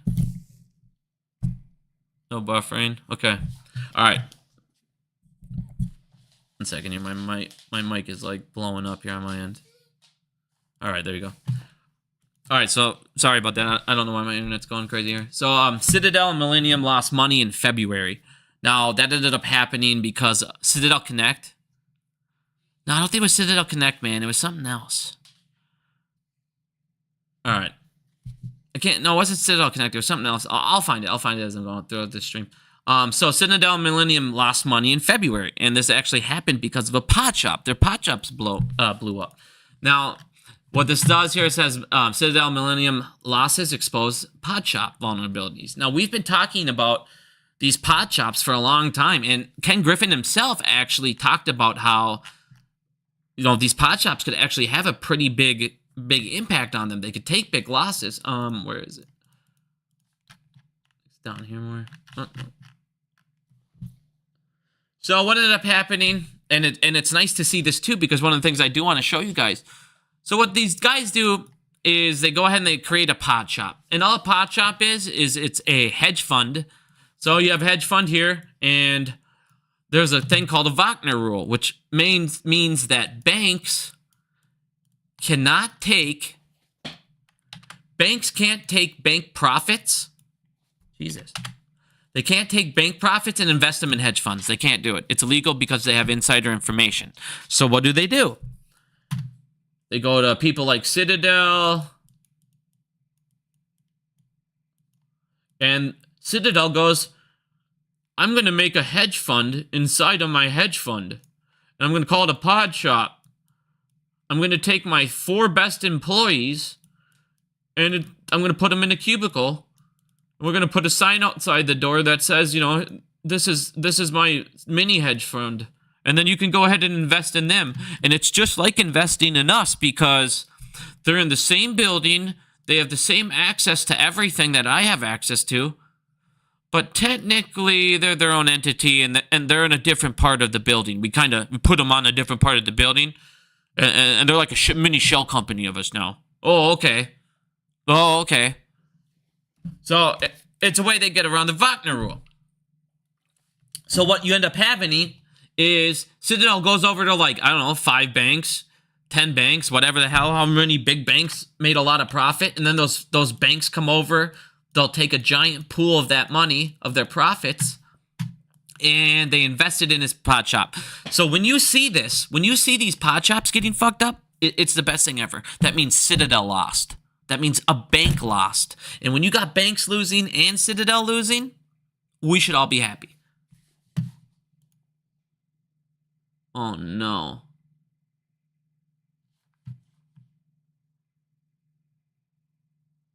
What is happening right now? I'm getting shorted out, dude. I'm getting shorted out. Right. I mean, I know I just laid out because I just lost everything. Can you guys hear me? Is my thing even live anymore?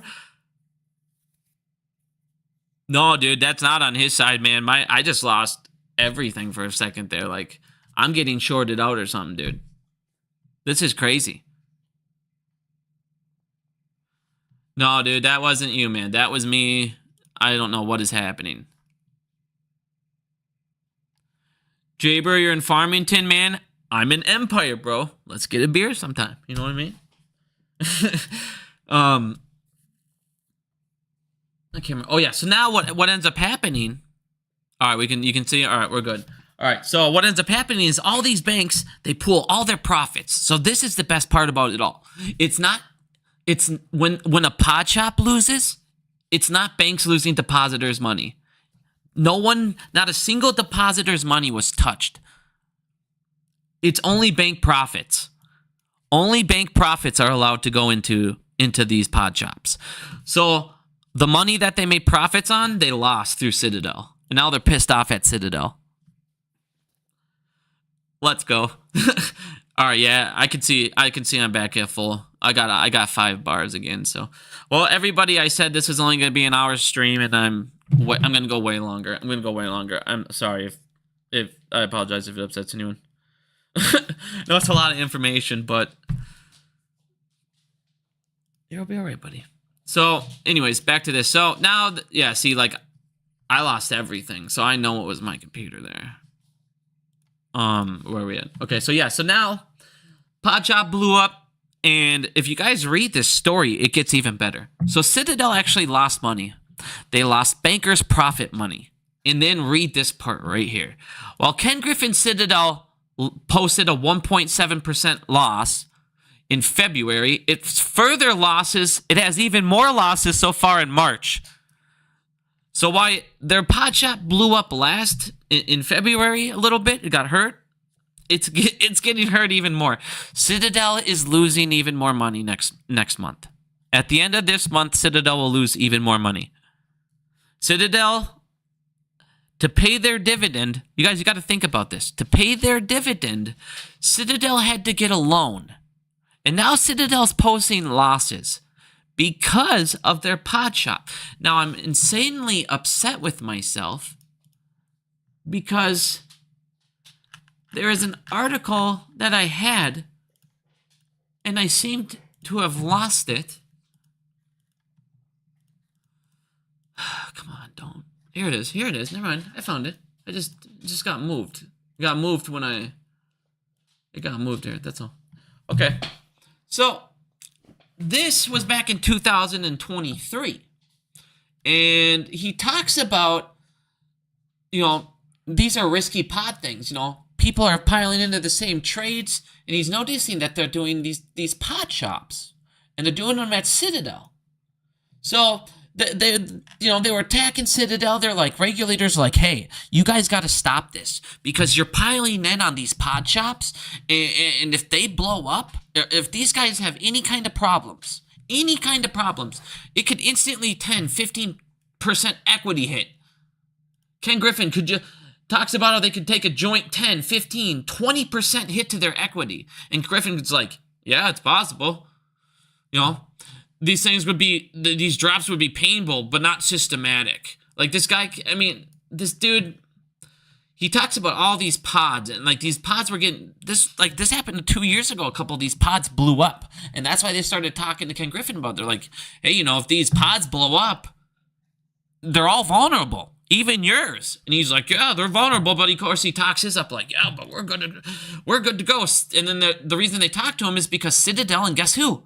In 2023, Millennium Management, they're the leaders in the strategy. They have been the one that have been doing it more than anybody. And guess what? They're getting exposed. And while Ken Griffin said, yeah, all these pods, they could take 10%, these entire companies are risky. They could take 10, 15% hits to their equity. Good to know, Ken Griffin. I'm glad you're admitting to the world that your pod could get fucked up, and it actually currently is, and it could end up costing you a lot of money. TikTok, motherfucker. Now, we can't, obviously I can't be like, you guys, they're betting, I can't tell you if the pod's going to blow up. I have no idea. I don't know what they're investing. It's not like I can go up. I don't have information to access that. It's not like I can tell you what that pod is invested in. I have no fucking clue. But hopefully it's something that can keep, obviously it sucked in February and it's sucking even more in March. So they're involved in something that's not good. Could they make up for it? I'm sure. But as of right now, they could also, there's a huge chance that Citadel could also take a massive hit along with Millennium. Millennium actually also lost And then guess what? Millennium also is going to lose even more in the first week of March. People are now observing such rapid unwinding of positions. And guess what? These pot shops are getting blown up by it. So Ken Griffin could definitely, like I said, and these banks, Griffin, all these guys are taking huge losses. And the way that everything's going, man, it is so, like, if you've been a sub of mine, we've done some trades. Like, I haven't posted in a while. I got a couple calls, but I stopped. I took time to, we won on that. So March 2nd, I haven't traded in 16 days. No, I mean, I did trade yesterday. So before that, I didn't trade in 15 days. Because a lot of the charts were looking pretty wishy-washy. And I'm like, you know what, dude? Sometimes the best trade is to just not trade. Sometimes it's, watch the EMAs. Like I said, I still need to do a video for you guys on what to look for. EMA bounces. There's so much stuff that, like, we called this bounce the other day and it was like perfect. Like absolutely fucking perfect. So, I mean, I still need to teach everybody that stuff too, but again, like I said, everybody who subbed, sorry, I haven't done any plays, guys. It's just not really worth it. Looking wishy-washy, but now we're gonna start getting into some more. I'm starting to look into some stuff again. I got a couple things I'm looking at now. I'm gonna probably post them tonight. I'm waiting for him to drop a little bit more. I could see a downside, but then they're about to bounce off these EMAs. I'll probably post them tomorrow morning. For anybody who is subbed, we will be looking at some plays tomorrow. But, again, I'll be doing it in the Discord, too. I'll be posting them in the Discord. I'm looking at a couple plays for the Discord also. But, again, what the hell was I even on this? I don't remember what I was getting into right there. Sorry. But, again, oh, yeah, everything dropping. And that's the thing. Like, not playing the market sometimes is the best move. And guess what? I've seen a lot of people get wrecked the last 2 weeks, 3 weeks. So sitting on the sideline actually was pretty good thing. You got to let the market settle, let the tariff news settle. I mean, that was the thing. Like, I wanted to play some things, but everything I looked at, I'm like, dude, if he announces another tariff, and then he did, and then it was getting to the point where it's like, everybody's forgetting these tariffs are supposed to take an effect in 2 days and 3 days, and then they didn't. The exact same thing happened, so... Again, these guys are losing money. They're taking out loans to pay their dividends. Ken Griffin himself talked about how this is actually, they could definitely take big hits on these pod shops. Don't think, this pod shop can't take him down. They could definitely mess him up depending on how much, they've invested. All these other people have invested. All of their investors, like, man, they could have tons of investors will invest into their pod shops that are their big clients. So if their big client gets fucking wrecked in the pod shop, their big clients are going to pay their fines and they're going to get away from Citadel. And that is the scariest thing in Citadel's eyes. If they lose all their big clients, payment for overflow might not save them. But speaking of all that and GameStop and payment, if you guys look here, the Credit Suisse stuff never went away. All these GameStop FTDs, all this stuff that they tried to hide away for 50 years, it's now going to just keep taking down bank after bank after bank. UBS auditors warns over bank financial reporting controls. So now UBS, because they're supposed to, if you guys look, they're supposed to, Credit Suisse, they just closed down their accounts.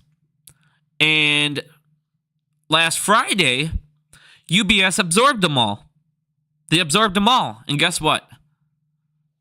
They're so out of control, UBS is like, holy, like they now realize how screwed they are. They are unbelievably screwed.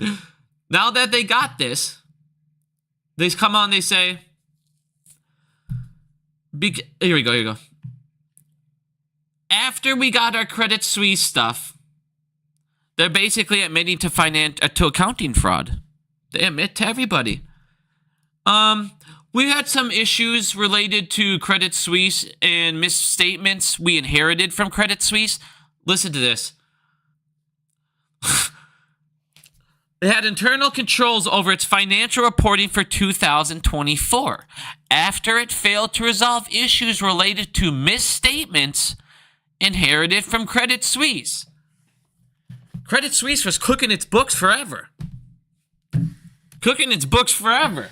As we all went over, and that's why it collapsed. They were the one that everybody was throwing all their dead bodies to. All their FTDs for the GME, the meme stop. Chucking them on over there overseas, because that's one of the things that they do. As we went over in that packet, the iceberg document, the SEC filing. Hell is it? This you move it across seas, move it to foreign exchanges. It's the last part of the iceberg. You move it to foreign exchanges. When you cannot hide it, what do? You find another guy in another country that'll take it on and go bankrupt for you. And then you pay him off. And that's exactly what they did. And Credit Suisse blew up. It took all their shit. And that was their last resort at the time. Now they've added to this iceberg. The iceberg got even bigger. I can go ahead and add the next 4 things if you really want me to. But now the iceberg grew. But at the time, their last resort was to take everything, and as you guys can see, and throw it on over to Credit Suisse, get it out of the United States exchange and move it over to a foreign exchange. On top of that, I mean, you guys can look at all these mismarked tickets. Mismarked tickets, what do you mean? You mean Bigums, as you went over before. Mismarking shorts as long? Right here. Mismarking shorts as longs? How many times have we seen that? If I can't find let's say I'm a market maker and my 31 days are up. Guess what I'll do? I'll just mismark a fucking short as a long share and use it as a fake locate quick. You know what I mean? And there you go. They can mismark a short, or they can mismark a ticket and make it long. Let's see here. The broker-dealer clearing. We already know about that, and Apex and all that. We've already seen the scandals, the Ponzi's, the scams, the fraud continuously going on in clearing. False locates.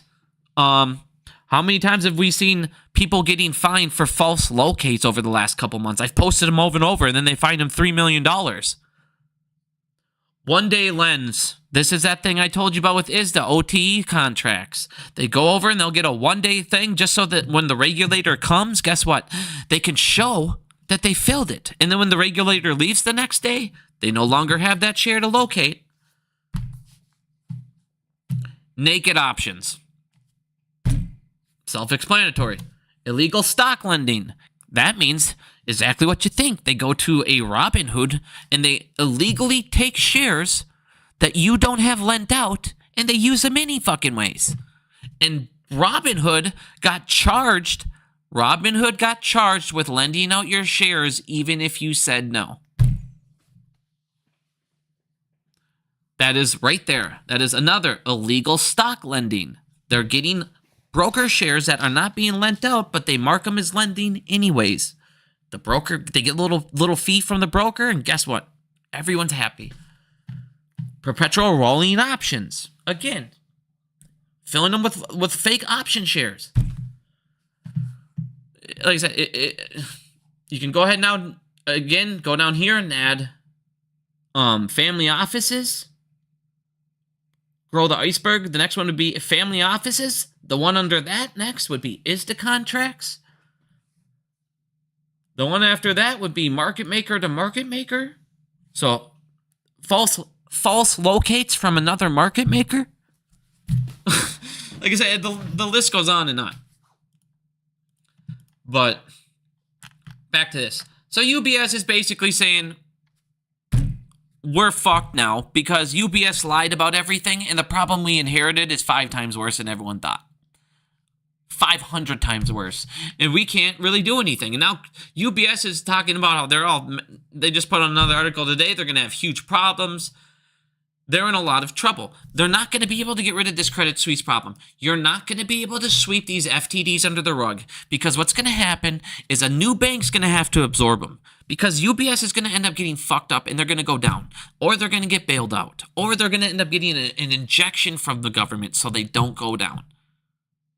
But they're going to be teetering on the edge all the time, because that more toxic debt, they'll get more toxic debt, they'll find more toxic debt, and they'll find more toxic debt the more that they continuously look into this. Because they literally just said, we just started breaking into it. They just started breaking into the corruption now. So the numbers they're seeing already are like, holy crap, wait till they finish. It's going to be unbelievable. Again, they might have moved the bodies, but the dead bodies eventually... The ground will erode away, and they're going to come unburied. They have no choice. This is the Wagner rule right here that I was talking about. If in case you guys do want to read more into it, talks about how banks can't. Talks about bankings, they can't take their profits because they have insider information, and then use it for investing into sponsoring hedge funds, private equity firms, pod shops would be another thing. Because at the time when the Wagner rule was created, you didn't obviously have pod shops, so they didn't name it. It was a loophole they created after the rule, of course. So obviously the rule's not going to include pod shops. So, but if you read more into it, they end up saying like this is actually, if you end up reading how do they get around it, you'll end up seeing it over and over. And that this is exactly what they did. They just invested into a pod shop is all. But now that I've shown you guys. They have said, and here's the problem. You guys are seeing the exchanges being used less and less and less. They're also punishing the exchanges, but nobody else. So what the exchanges are needing to do, which is going to screw us all even more, is now NASDAQ, wrong one. Here you go. Just so they can keep up and stay relevant, NASDAQ plans to launch 24-hour trading next year. NASDAQ will be 24-hour trading. You will now have a 24-hour open public stock exchange, a lit exchange, 24/7, because they have to do something to get liquidity into them. Because right now, all the liquidity is draining away, and it's going off exchanges. And now they're forcing these guys to become 24/7 trading. Now imagine if the market ends up opening up to because now imagine if NASDAQ does this, now everyone else does this. Now you're going to have 24-hour trading. That's going to change options. It's going to change everything. So by them all going off exchanging, this is going to have another massive impact on all of us down the road. On top of that, here's the thing that I don't like. All these banks and Citadel and market makers, they can go ahead and do this crap with, we can go and do fiber optics. We can do all this high-end trading, this and that. Well, look at NASDAQ to end high-speed trading service. So what NASDAQ was doing is NASDAQ did the same thing. They basically made an exchange inside their exchange that had faster fiber optics cable, of course, that cut trade execution time by up to a third, which is ridiculous. But the service was not publicly disclosed. It wasn't publicly available to me and you. It's just to the big boys. And this is what I'm talking about. All it ever is, here's this magical thing to you. Here's this magical thing to them. And guess what happened? $10,000? Oh, wait, hold on. NASDAQ, so it offer it to people for a $10,000 monthly fee. For $10,000 a month, you could have high-speed fiber optics. You would get, basically, you were allowed to front run. You got the advantages all the hedge funds did. And then, of course, regulators came over. So, I mean, this is good that it's gone, because this should, if you're going to do that, do it to everyone. $10,000 a month. Like I said, that's all the market has become, is if you're rich and can afford these other things, you win. But they're going to close that down, making them less money, less relevant. So that is another reason why the NASDAQ has to go ahead and go to 24-hour trading. Dude, this is crazy. I think I just fucking lagged out again. What is going on with my stream today, dude? But I do want to show everybody one thing quick. the United States, the SEC, they always act like they can't figure out, market manipulation, price fixing, all of this crap. Well, the SEC over in India has developed something, and they're going to go ahead and use it now to penalize high-speed traders, high-frequency traders, and front-running and everything before it happens. Well, not before it happens, but it can catch it the second that they do it. Look, and it's and when they talk about it, it's insanely obvious. Okay, they're planning to increase penalties on high-frequency traders for orders that execute trades and refined, basically, people that put in high... Here you go. Hold on, I just want to look at how they break it down here for you. Here you go. The regulators track the ratio of total orders per company, including modifications and cancelizations, to the number of trades executed. So it looks at the total numbers of trades that a company would put in, how many of them were, modified, how many of them were canceled, and then it goes ahead and it looks at how many of those, within a time period, how many of them actually went through, how many of their orders were just spoofing, it's that easy. Put in a system that goes ahead, SEC, it's that easy. How many of your trades are fucking put out there but not executed? How many of your trades were put out there but then modified? How many of your trades were out there but then canceled? Oh, you're cheating the algorithm. You're enticing the algorithm pennies downward and upward. Oh. Like I said, it's not that hard to see what they're doing. You can see them spoofing. You can track people who are spoofing just like this. Easy. It's doing a percentage. What percentage of your orders get executed? What percentage of your orders get modified? What percentage of your orders get canceled? And what get executed? And if the ratio is incorrect, why are you putting in so many orders that are getting modified? Why are so many orders at the last second getting executed? What is your reasoning for these? Why did you cancel these? Oh, you can't explain it? You are clearly spoofing, and we're going to fucking charge you. And the penalty is getting hiked. They want it to be a 50 to 250. Oh, hold on. I don't know what that is. A pesa? The hell's India's pesa? So they want to increase it to 10 pesos from 2 pesos per order. And if it goes from 250, fake orders, it might go from 2 pesos to 20. And if it's 1,000, but as you guys can see, the more orders it goes, the higher the fine goes. You mean, duh? That's what we should be doing in the United States? You mean when JP Morgan Chase has 800 violations, their fine should go up, not down? Duh. Crazy. Crazy. Listen to this.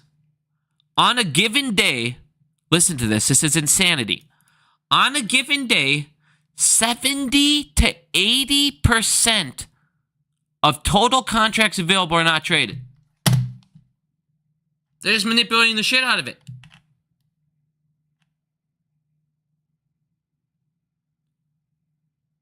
ATR. Shut after hour, am I? Wish Trade Views had after hours, dude. I don't think it look.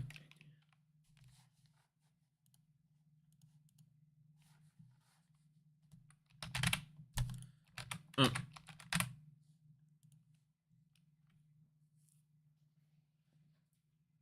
What, had a big old jump ski or what? No, I can't see on the trading view. I'll have to pull it up. I don't know why ATR is up. I'd have to check it out. I know, we'll go potty in a second, baby. But like I said, you guys, if they wanted to catch them, they could stop all of this. They could easily catch them. They're like, they always act like there's nothing we can do. There are easily things you can do. Order to trade ratios. You have South Korea implementing a system that can stop it as well. And there are things that they can do to stop these guys. There are ways that they can catch these guys. They just don't care to. And Elon wants to talk about efficiency. Elon, if you have a fucking thing like this, a ratio that does it for you, that means all the guy needs to do is run the ratio and put in their numbers, and it takes 5 seconds, and then you can charge them. But instead, you guys don't do this. You make them sit down for days upon weeks looking through data, when you can have an algorithm already set up and just put in the numbers. If you want to talk about efficiency, if you want to talk about fixing things, if you want to talk about saving the SEC money, there you go, Elon. It's really not that hard. You optimize the company. You are like I said, you got how much fucking access to computers, but you can't tell me that you can't see that how much shit can be, you know, they just got the CAT system, for Christ's sake. Just got it. They should have had that 20 years ago. You want to talk about cutting and spending waste? Optimize their system and make them more efficient instead of giving them less resources and making them spend more time and waste more money fighting things that should take 10 minutes. It's very simple. But, you know, that would fix the problem. Now, like I said, you guys, at this point, fiat currencies are 100 trillion plus in debt. Gold broke 3,000. I told you in the first 2 to 3 months, gold would break 3,000. Said that for like 9. I told you last year over and over and over. In the first 3 months of this year, you will see 3,000 gold. And I'm telling you now, by the end of the year, you will see easily 3,500 gold.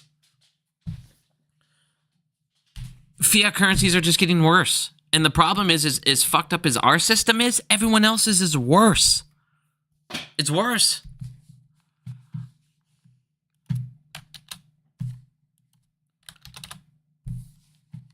Yeah, I mean, the feds are trying to, but everything's... Here's the problem, is you're at an everything bubble. Like, it's not like there's one bubble, there's like 2 bubbles, there's like 1,000 bubbles going on right now. And the fact that none of them are popping at all is just unbelievable. But then, like I told you guys, when you start to get close to the end, you'll see the banks and all these people start turning on each other. Wells Fargo sues JP Morgan Chase over a failed 481 real estate loan. What did I tell you guys would end up being the thing that crushed them? Commercial real estate. They're suing each other over commercial real estate because they can't extend and pretend anymore. Because if they keep extending and pretending, guess what? They're going to get too behind and the banks will get collapsed. Now they're suing each other to make up the losses. Wells Fargo has filed a lawsuit against JP Morgan Chase to recover losses stemming from a troubled $481 million commercial real estate loan that was based on fraudulently inflated financial metrics. You mean Wells Fargo got a loan from JP Morgan Chase, who committed fraud on the loan? Who would have thought? Like I said, these guys are turning on each other. They're going to start suing each other. They're going to start going after each other because they're going to have no choice. Because all the other people that owe money are broke as fuck. And this is why hedge funds are selling off assets. Because they're having to pay these banks back. Back to commercial real estate. More on Blackstone's commercial real estate problems. Blackstone facing $346 million foreclosure. You come down here. Blackstone owes $342 million on a loan default. So that's 2 defaults in a week for Blackstone. And guess what? Goldman Sachs sued them. You now have banks suing these guys over commercial real estate. It's the thing I've told you guys since 3 years ago. Commercial real estate's going to kill them because it's physical buildings, you guys. It's not like stocks. It's not like this stuff where I can make shit up. It's a physical building. It's a physical building. So they're going to start suing each other over these buildings because that's all they can do. It's a giant standing building. How can you rehypothecate a building? I can't. How can I make a landlord who's already broke pay me the money he owes me? I can't. How can I do that when I have 600 landlords at once owing me $50 billion all defaulting? What am I going to do? I'm going to sue another bank because they gave me the loan in the first place because it's the only chance I have. because extending and pretending is running out. I'm down to suing people. This is what I wanted to see forever. The commercial real estate bomb making them sue each other, go after each other. Yes. I wanted to see Citadel losing the bank's money, and they just did. They're losing the bank's money. They're losing their profits. Because again, all they can do is take profits and put it into these pot shops. Perfect.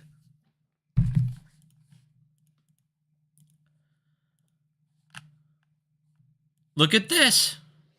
Came out 3 days ago, or 6 days ago. Bank commercial real estate loan delinquencies hit 10-year high. U.S. banks are facing a rising tide of bad commercial real estate. It says delinquencies reaching 1.57%, but guess what? They extended and pretended like 4% worth. It should be the highest defaults in the history of the United States. But they extended and pretended over 60% of it.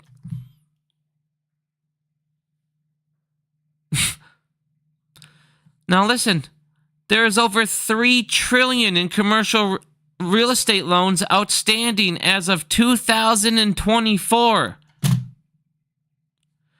The reported delinquency on loans is at basically $47 billion is what they reported on the 1.5%. Now, if you do 4.3% that they didn't, that's an extra 169 billion around, give or take. Which means they have 113 billion right now in delinquency loans. The banks have 113 billion in delinquency loans that they are not, and half of it's not over 60% is not even recorded because of extend and pretend. That's insanity. These banks should be taking losses right now, but they're not because they're extending and pretending. Banks have been reluctant to charge off loans despite rising defaults because they're extending and pretending. Because if they default them, they'll have too many defaults at once and they will lose money that quarter, and it will be billions of dollars. Billions and billions of dollars.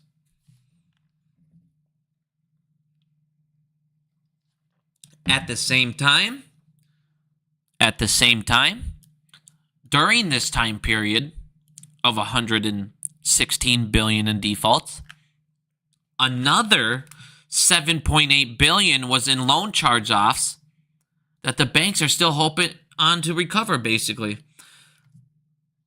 So they're extending and pretending even more in a different category. They're doing loan charge-offs to give them even more time. So they have 7.8 billion in loan charge-offs. They have 60 whatever billion in extend and pretends. And then you have 47 billion that they're reporting. So we have 125 billion right now currently in defaults in commercial real estate by the banks. Nothing to see here. That is a lot of money that these guys are losing and not reporting. Or they're losing and letting people get off the hook because if they report it. Think about this. Let me ask you this. What happens if 157 billion is realized by the banks in losses tomorrow? What would happen? What would happen to those banks? What would happen? How much would the bank lose? How much would these banks lose this quarter? If they actually realize those 160 billion in losses. Bank commercial real estate loan delinquencies are up 149%. And that's just in Q4.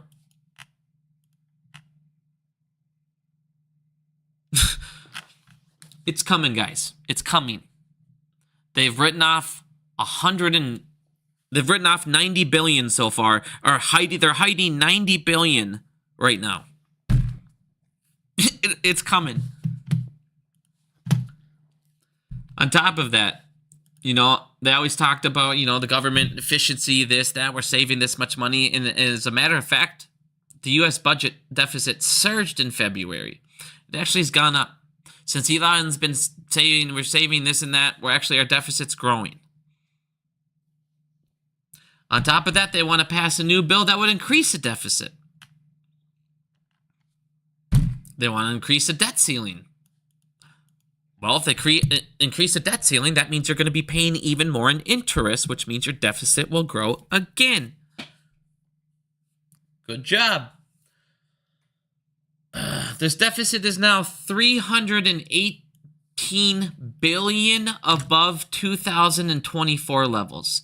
So in 2 months, we've added $318 billion. Levels for the same time period are 38% higher. And guess what? The interest payments we're paying will go up. I already showed you it's going to rise to $1.5 trillion by the end of the year. Which means our deficit's going to raise by another $286 billion just from loan payments. And that's not even counting if they issue more. Now, this came out. I want everyone to see it because this is what they do. So, for Robinhood violating 6 different rules when they shut the buy button off, Robinhood Markets, the online trading platform, agrees to pay $29 million to resolve several financial industry regulatory authority probes into the supervision and compliance practices, including failure to respond to red flags of potential misconduct. Also, numerous rules, including money laundering, blah, blah, blah, suspicion of fake shares. I'm going to say that, suspicion of fake shares, blah, blah, blah. FINRA said that later turned into a severe problem in January 2021 when Robinhood restricted trading in meme stocks. Restitution, now listen to this. This is the most fucking pathetic thing I ever heard. Restitution will go to the Robinhood customers for the practice of collaring market orders, which led to some trades being canceled and re-entered at inferior prices. They get a total of so for shutting the buy button off on you, filling you guys at prices that were like $50 fucking over what they should have been filling, they're going to give you guys $3 million back. Each one of you guys get $5. When I thought there wasn't justice in the United States, we get $5 back. Fucking joke, dude. They gave him a $30 million fine where we get $3 million back. Go look at who's on the board of FINRA. Oh, yeah, that's right. The same people fucking committing crimes. So FINRA decided we get $3 million back. They charged them a small fine of $3 million for people to lose out on billions. Good job. This is Robinhood's punishment. And guess what? People still use the platform. That got stolen from. Blows my mind. But here we are. But I went way longer than I said I was gonna. So, does anyone have any questions? I'm gonna go ahead and end this stream. I went way too long. It's like a 2.5 hour stream. But you know what? I haven't been on for a while, so I miss you guys. I like going on. Sorry, I went on. I was gonna try to do an hour, but it turns into like 3. So that's the thing, man. It's just so much stuff to cover. It's like a lot of people like they don't want to sit through this long of a stream, and I understand. I mean, that's a lot of time to dedicate. So listen to it while you're at work or something. I don't know. But thank you guys for powering through this one. I'll be live here again soon. Thank you for listening.